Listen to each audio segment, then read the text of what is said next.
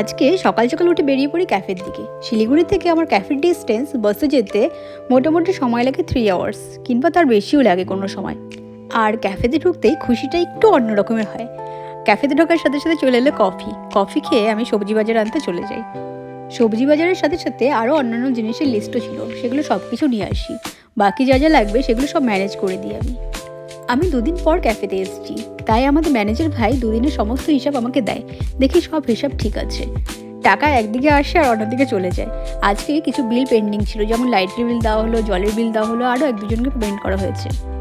ক্যাফেতে গেস্ট মোটামুটি আসা শুরু হয়ে গেছিল, অর্ডার কন্টিনিউয়াসলি চলছিল।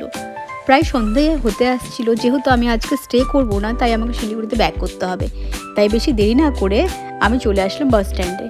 এসে অনেকক্ষণ দাঁড়িয়ে থেকে দেখি কোনো বাস নেই। ফাইনালি একটা বাস পেলাম, তাও দেখি প্রচণ্ড ভিড়, বসার কোনো সিট নেই। দাঁড়িয়ে দাঁড়িয়ে অনেকটা আসার পরে কোনো রকম করে একটা সিট পেলাম। দাঁড়িয়ে থাকতে থাকতে পা বেশ ভালো ব্যথা হয়ে গেছিলো, এখন বসে একটু ভালো লাগছে।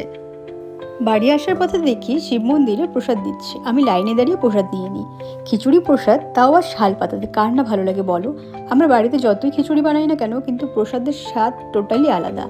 তাই আমি প্রসাদ খেয়ে আমার দিনটা আজকে কমপ্লিট করি।